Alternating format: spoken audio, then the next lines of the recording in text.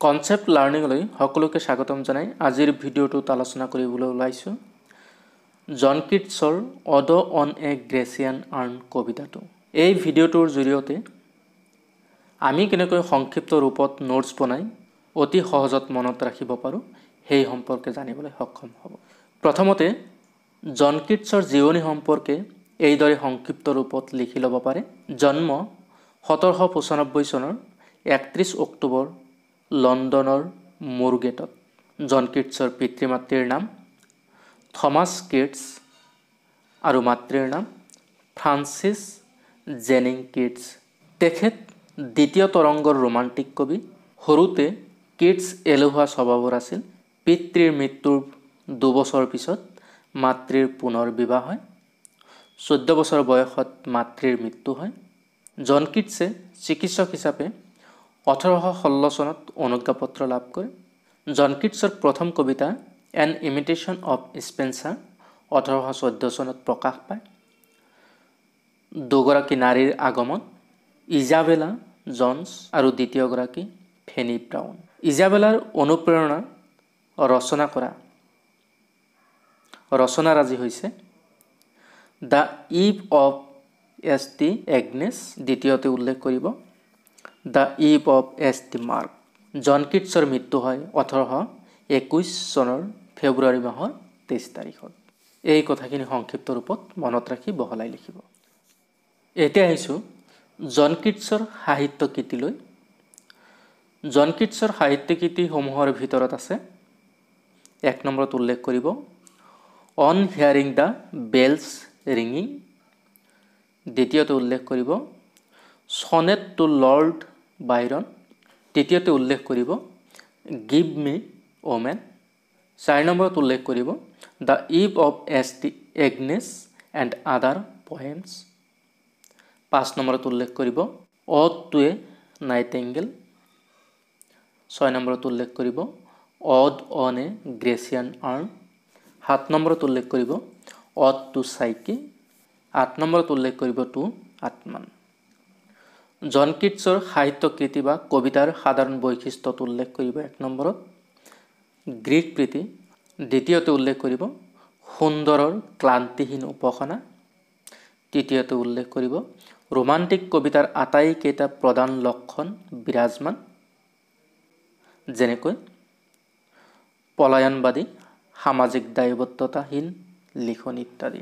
4 নম্বৰত উল্লেখ কৰিব প্ৰশস্তিমূলক কবিতাবোৰত শিল্প আৰু সৌন্দৰ্যৰ সমাহাৰ, 5 নম্বৰত উল্লেখ কৰিব প্ৰথম ইন্দ্ৰিয় সংবেদনৰ মৰ্মস্পৰ্শিকতা, 6 নম্বৰত উল্লেখ কৰিব ক্ৰিয়াশীল দিশ।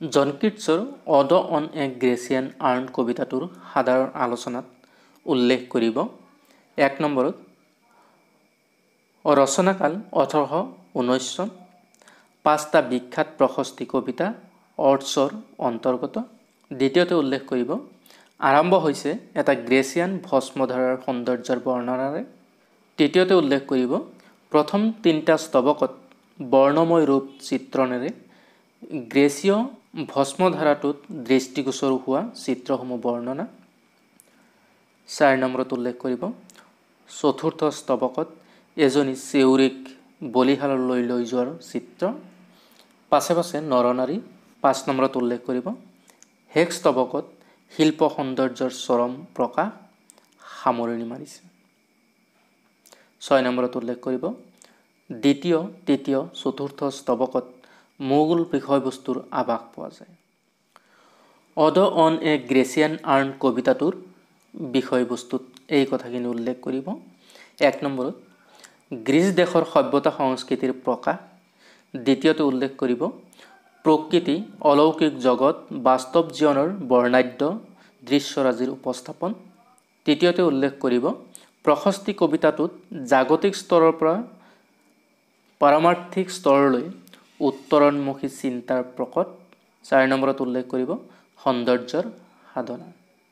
অড অন এ গ্ৰেচিয়ান আৰ্ন কবিতাটোৰ ৰচনাশৈলীৰ বিষয়ে এই কথাখিনি উল্লেখ কৰিব 1 নম্বৰত কল্পনা শক্তিৰ যথেষ্ট গুৰুত্ব, দ্বিতীয়তে উল্লেখ কৰিব ইন্দ্ৰিয়গ্ৰাহ্য অনুপম সৌন্দৰ্যৰ আকাৰ আৰু তাৰ বিৱৰণ।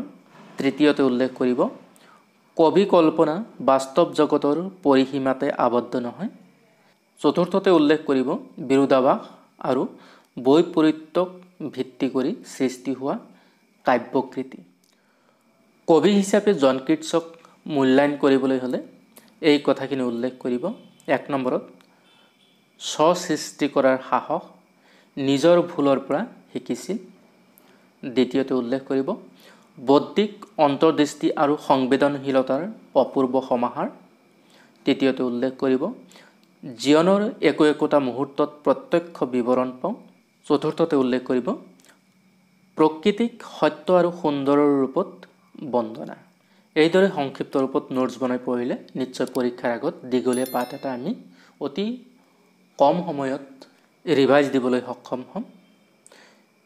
ভিডিঅ'টো কেনে পালে নিশ্চয় গঠনমূলক দিহা আৰু পৰামৰ্শৰে কমেণ্ট কৰি জনাব। লাইক কৰিব, শ্বেয়াৰ কৰিব আৰু চেনেলটো ছাবস্ক্ৰাইব কৰিব। আজিৰ আলোচনা ইমানতে সামৰিছোঁ। ধন্যবাদ।